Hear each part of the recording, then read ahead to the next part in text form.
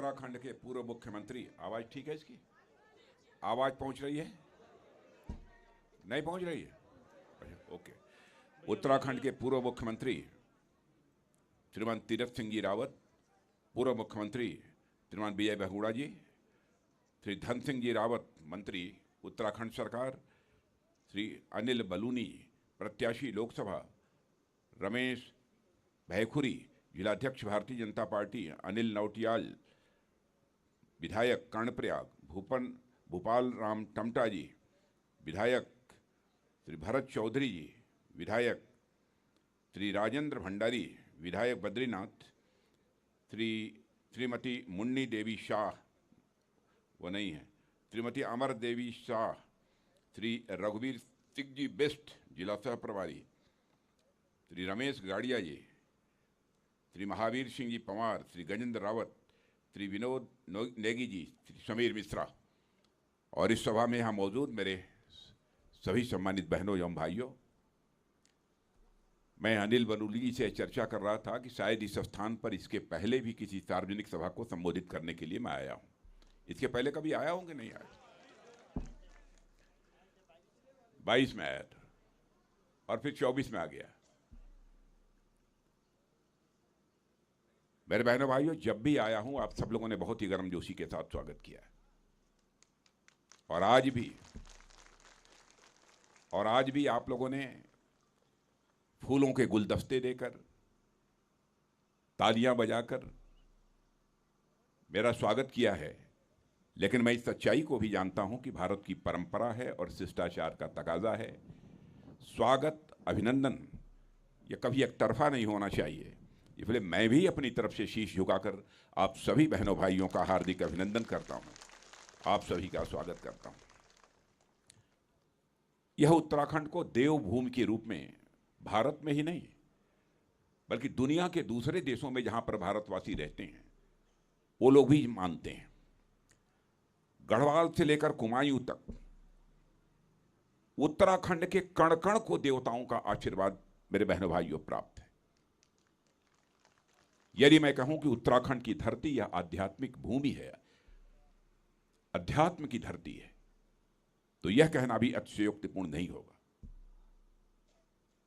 यहां तक कि भारत की सीमाओं को सुरक्षित करने में अहम योगदान देने का काम यदि कोई राज्य करता है तो वो उत्तराखंड राज्य करता है।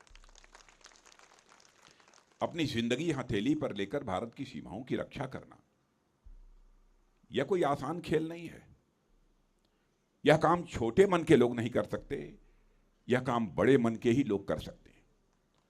और मैं यह मानता हूं छोटे मन का व्यक्ति कभी आध्यात्मिक भी नहीं हो सकता है, जो बड़े मन का होता है वही आध्यात्मिक भी हो सकता है। इसीलिए मैं समझता हूं कि इस आध्यात्मिक धरती से बड़ी संख्या में लोग सेना में भर्ती होते हैं। सेना के प्रति हमारे प्रधानमंत्री के मन में कितना बड़ा सम्मान है, यह उत्तराखंड के लोगों को कम से कम बतलाने की कोई आवश्यकता नहीं है। हिंदुस्तान का हर सैनिक, हिंदुस्तान का हर नागरिक सच्चाई को जानता है। मैं लंबे समय से राजनीति में हूं।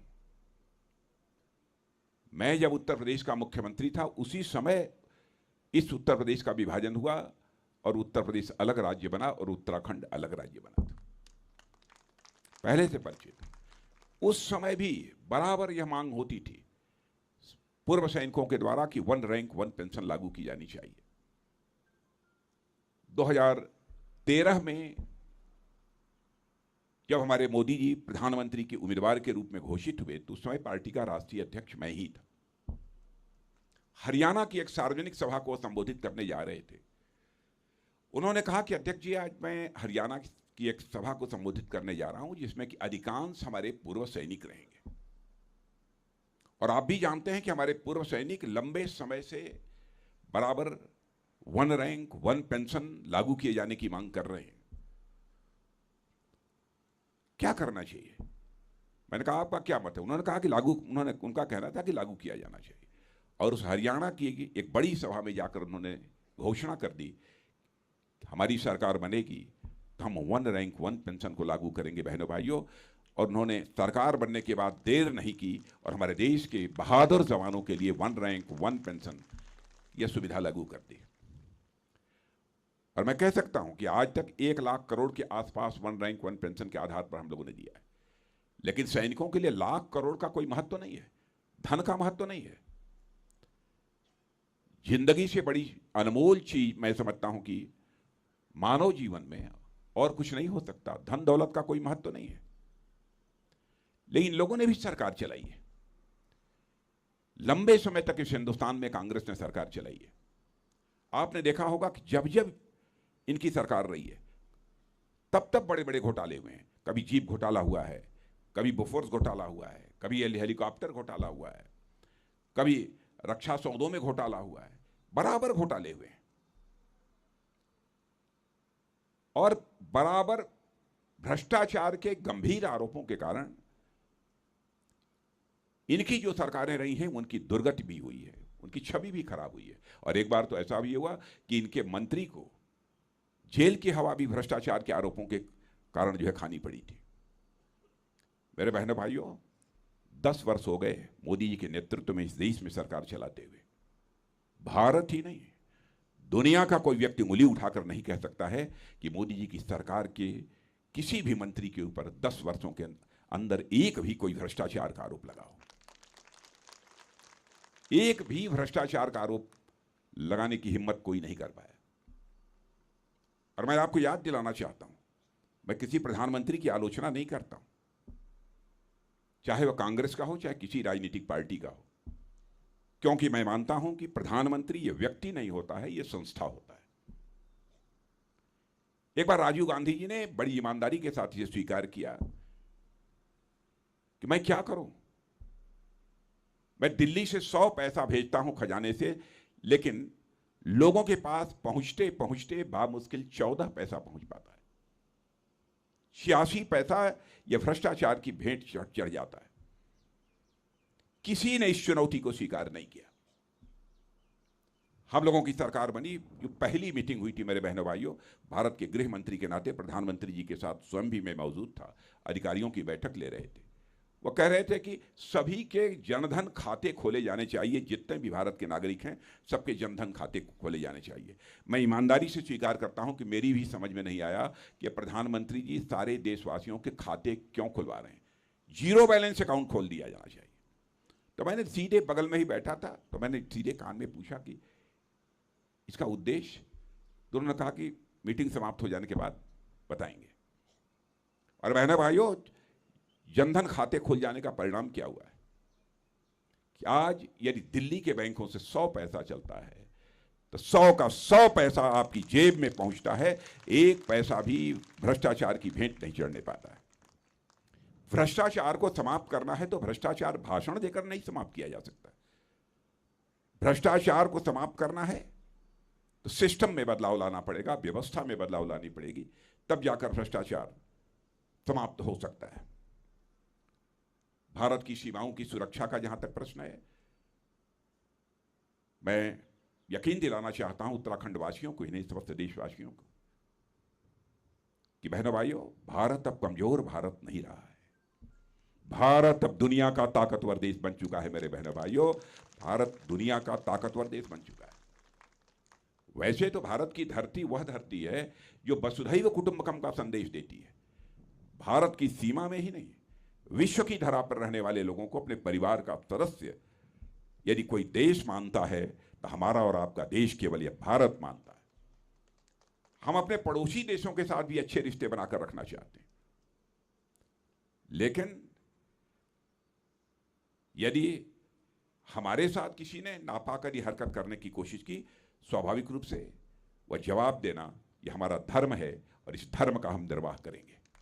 मैं आपको रक्षा मंत्री होने के नाते यकीन दिलाना चाहता हूं, जहां तक उत्तराखंड राज्य के विकास का प्रश्न है, मुझसे अच्छी तरह आप लोग जानते हैं किस तरीके से यहां पर रोड का निर्माण हुआ है, किस तरीके से एयरपोर्ट बने हैं, किस तरीके से यहां पर हेलीपैड्स बने हैं। यह सारी चीजें आपकी जानकारी में हैं। मुझे जानकारी है इस उत्तराखंड के बारे में कि 2019 तक, और विशेष रूप से गढ़वाल के बारे में, 100 में ऐसे बामुश्किल 9-10 परिवार हुआ करते थे जिनके घरों में नल के माध्यम से शायद जल पहुंच जाता था। लेकिन आज जो मुझे जानकारी है, मैं विश्वास के साथ कह सकता हूं कम से कम 100 में 90 लोगों के घरों में नल के माध्यम से जल पहुंच रहा है उत्तराखंड में। माताएं बहनें दूर दराज से घड़े के ऊपर घड़ा पानी से भरा हुआ लेकर अपने घरों में आती थी और पानी की जो आवश्यकता को वह पूरा करती थी। उस संकट से भी यदि किसी ने निजात दिलाई है तो हमारे प्रधानमंत्री ने दिलाई है। प्रधानमंत्री की सारी उपलब्धियों की मैं चर्चा करूंगा तो मैं केवल इसी पर भाषण करता रह जाऊंगा। किस तरीके से विभिन्न हमारे यमुनोत्री, केदारनाथ, हेमकुंड साहिब में भी रोप वे बनने के कारण किस प्रकार की हम सबको सुविधा हो गई है, उसकी भी आपको जानकारी है। केदारनाथ, बद्रीनाथ, गंगोत्री और यमुनोत्री के चारों धाम यह किस तरीके से लगभग 900 लंबे किलोमीटर के हाईवे से जोड़ दिए गए। माने इस प्रकार की मौलिक सोच मैं दावे के साथ कह सकता हूं कि भारत में किसी नेता की नहीं है। यदि किसी नेता की है तो हमारे और आपके प्रधानमंत्री मोदी जी की है, मेरे बहनों भाई। और भारतीय जनता पार्टी की सबसे बड़ी विशेषता, और मैं कहना चाहूंगा प्रेस के दोस्तों से भी, हमारी कोई भी बात गलत हो आप निश्चित रूप से अखबारों में लिख दीजिएगा, क्योंकि मैंने जिंदगी में की है तो जनता की आंखों में धूल झोंक कर कभी राजनीति नहीं की है। जनता की आंखों में आंख डालकर बराबर मैंने राजनीति की है। जनता को गुमराह कभी नहीं करना चाहूंगा। भारतीय जनता पार्टी हिंदुस्तान की एक ऐसी राजनीतिक पार्टी है, उसका चरित्र है कि जो कहती है वह करती है। मैं यह नहीं कहता हूं हमारे किसी कार्यकर्ता ने कह दिया तो आपने मान लिया कि भारतीय जनता पार्टी ने कहा। चुनाव होता है, घोषणा पत्र तैयार करते हैं, नेतृत्व मिल बैठकर उस पर विचार करता है, तब घोषणा पत्र तैयार होता है। पूरी सावधानी हम लोग बरतते हैं कि घोषणा पत्र में जो भी कहा जाए अक्षरशः उसका पालन किया जाना चाहिए। चाहे 2014 का घोषणा पत्र रहा हो, 19 का घोषणा पत्र रहा हो। मैं तो उसके पहले भी याद दिलाना चाहता हूं, भारतीय जनता पार्टी का कोई भी घोषणा पत्र रहा हो, हमें यदि अवसर मिला है तो हमने उसे पूरा किया है। हमारे कहने और करने में कभी अंतर नहीं रहा है, हमारी कथनी और करनी में कभी कोई अंतर नहीं रहा है। और मैं कहना चाहता हूं कांग्रेस जैसी राजनीतिक पार्टियों ने लगातार 50-55 वर्षों तक इस हिंदुस्तान की जनता को तरह तरह के आश्वासन दिए, और मैं समझता हूं कि आंशिक रूप से भी अपने वादों को पूरा कर दिया होता तो हमारा यह भारत एक दुनिया का ताकतवर देश बन गया होता। और नेताओं के कहने और करने में अंतर होने के कारण ही भारत की राजनीति में विश्वास का संकट पैदा हुआ है। और विश्वास के संकट को भारत में यदि किसी राजनीतिक पार्टी ने चुनौती के रूप में स्वीकार किया है तो भारतीय जनता पार्टी ने उसे चुनौती के रूप में स्वीकार किया है। हम लोगों ने कहा था धारा 370 समाप्त करेंगे, तो संसद के दोनों सदनों में बहुमत मिलने के साथ चुटकी बजाकर धारा 370 जम्मू कश्मीर की समाप्त कर दी। हम लोगों ने कहा था हम आएंगे, नागरिकता कानून बनाएंगे, वह भी वादे को भी पूरा कर दिया। हम बराबर 84 से यह कहते चले आ रहे थे कि जिस दिन हमारी दिल्ली में सरकार बन जाएगी, अयोध्या की धरती पर भव्य राम का मंदिर बनकर रहेगा। बहनों भाइयों, वह क्षण आ गया। 22 जनवरी को हमारे प्रधानमंत्री ने रामलला की अयोध्या में प्राण प्रतिष्ठा कर दी। अब रामलला अपनी झोपड़ी से निकलकर अपने महल में पहुंच चुके हैं। मुझे तो ऐसा लगता है इसके बाद भारत में राम राज्य आने का आगाज मेरे बहनों भाइयों हो चुका है, जब रामलला अपनी झोपड़ी से निकलकर अपने महल में पहुंच चुके हैं। कई ऐसी चीजें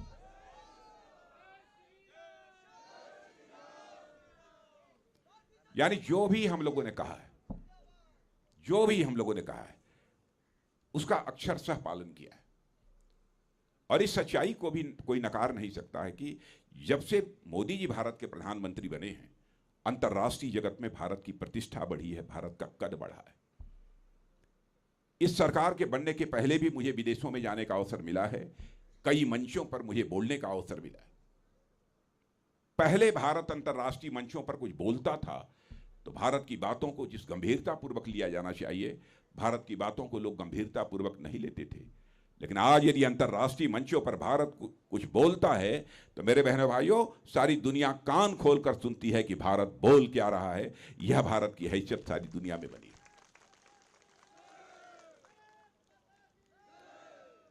और यहां तक कि दुनिया के विभिन्न देशों के राष्ट्राध्यक्ष अब यह कहने लगे हैं कि विश्व की 21वीं सदी दुनिया के किसी देश की होने जा रही है तो हमारे और आपके भारत की होने जा रही है। बहनों भाइयों, मैं नहीं कह रहा हूं, दुनिया के भिन्न भिन्न देशों के राष्ट्राध्यक्ष यह बात कहने लगे। कल मैं मध्य प्रदेश की सार्वजनिक सभाओं को संबोधित करने के लिए जा रहा था और मैं वहां उतरा था इलाहाबाद में प्लेन से, वहां से हेलीकॉप्टर पकड़कर मुझे जाना था। कुछ समाचार पत्र रखे थे, समाचार पत्रों को ऐसे ही सरसरी निगाहों से मैं देख रहा था। मैंने अमेरिका के एम्बेसडर का, जिनका नाम एरिक गार्सेटी है, उनका एक वक्तव्य एक मंच पर बोलते हुए उन्होंने कहा था, अगर आप भविष्य को महसूस करना चाहते हैं तो दुनिया के दूसरे देशों के लोगों से कह रहे हैं, यदि आप भारत के भविष्य को महसूस करना चाहते हैं तो आप भारत आएं। आप यदि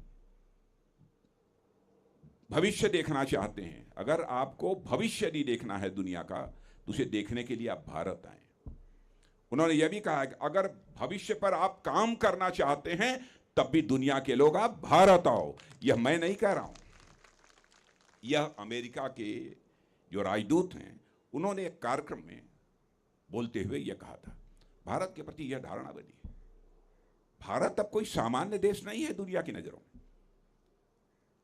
और आपको मालूम है कि रूस और यूक्रेन का जब युद्ध प्रारंभ हुआ था तो हमारे लगभग हजारों बच्चे भारत के वहां पढ़ते हैं।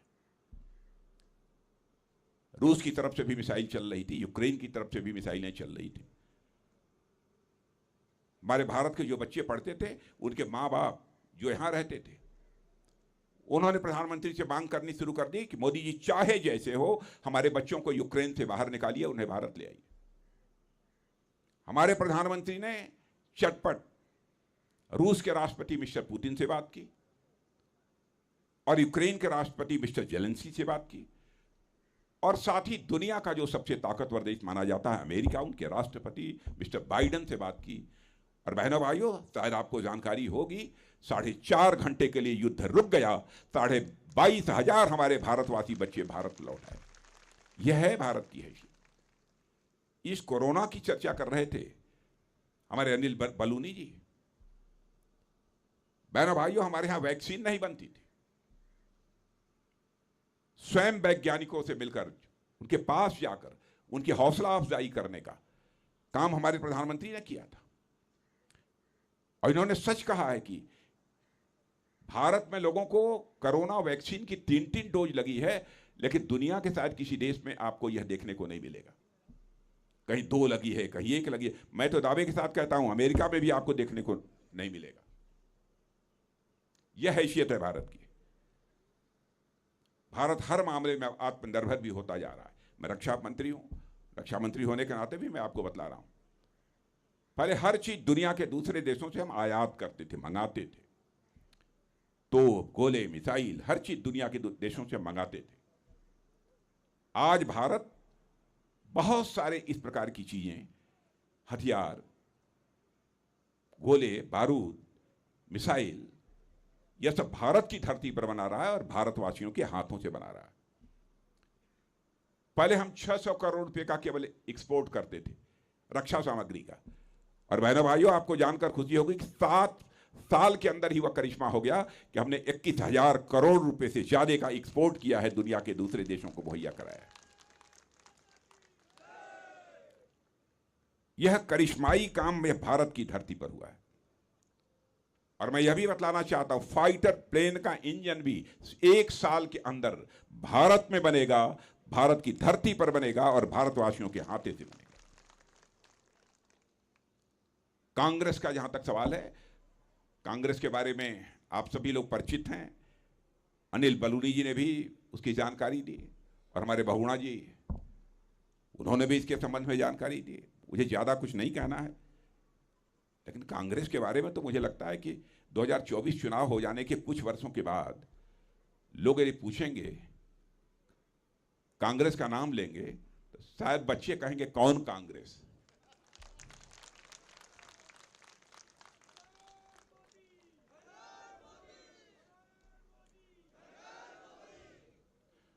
और जैसे इस पृथ्वी से डायनासोर लुप्त हो गया है मेरे बहनों भाइयों, मुझे लगता है कांग्रेस भी लुप्त हो जाएगी। यह हालत हो गई इन लोगों की। और आप लोग अच्छी तरह कांग्रेस को समझते हैं, क्योंकि कांग्रेस का एक समय वर्चस्व रहा है। और हमारे हमारे हरीश रावत जी हमारे भाई, मैं बहुत सम्मान करता हूं हरीश रावत जी का। अब हरीश रावत जी ने भी कह दिया कांग्रेस सुस्त हो गई है, पस्त हो गई है। लेकिन मैं आपको बतलाना चाहता हूं कि जो कांग्रेस के दोस्तों से भी बातचीत होती है और जो कांग्रेस को मैं देख रहा हूं, मुझे लगता है कि अब कांग्रेस पहाड़ चढ़ने लायक नहीं है मेरे बहनों भाई। कांग्रेस से पहाड़ नहीं चल सकती। और इनमें आपस में रोज लड़ाई। आप देख रहे होंगे धड़ाधड़ कांग्रेस छोड़कर लोग भारतीय जनता पार्टी की सदस्यता स्वीकार कर रहे हैं, धड़ाधड़। और आजकल तो कांग्रेस सचमुच टीवी शो बिग बॉस देखा है कि नहीं? आप लोगों ने बिग बॉस देखा है कि नहीं? बिग बॉस का घर बनी हुई है, प्रतिदिन एक दूसरे के कपड़े फाड़ रहे हैं।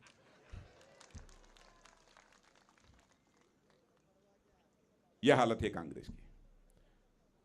बलूनी जी का जहां तक प्रश्न है,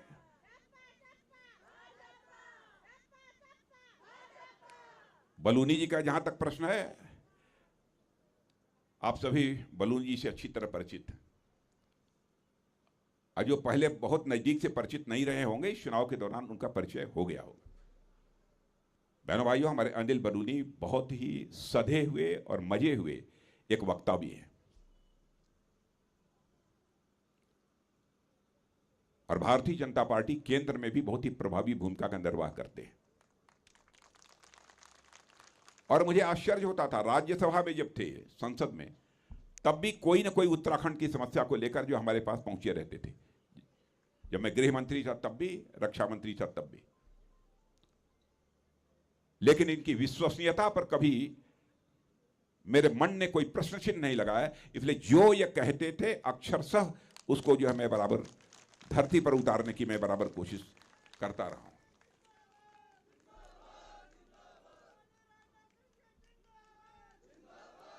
और इनके बारे में एक जानकारी मुझे यह भी है, इगास जैसा त्योहार उत्तराखंड का लगभग लुप्त होता जा रहा है।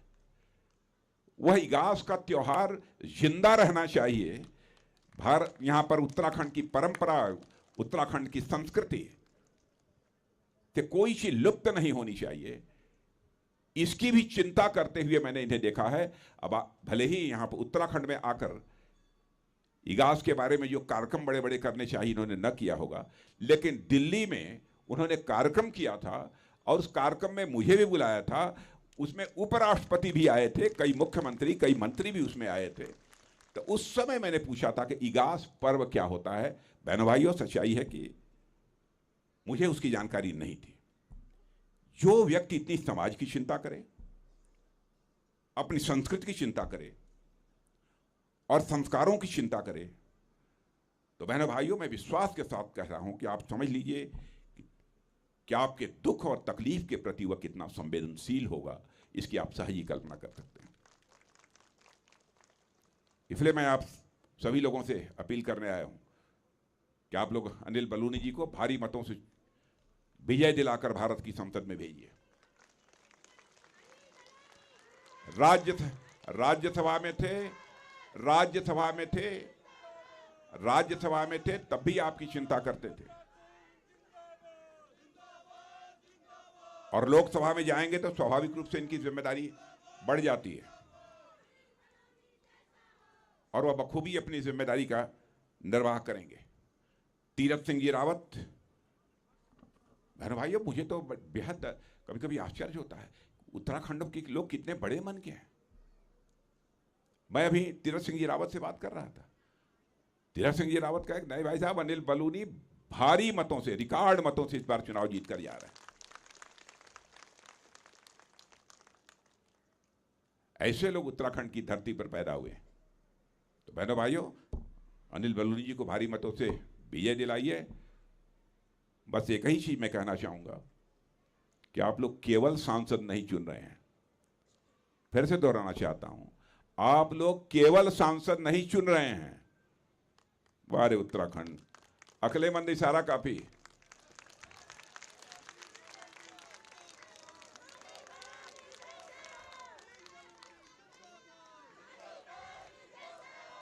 और फिर आपसे मिलेंगे। बोलिए भारत माता की, भारत माता की। बहुत बहुत धन्यवाद।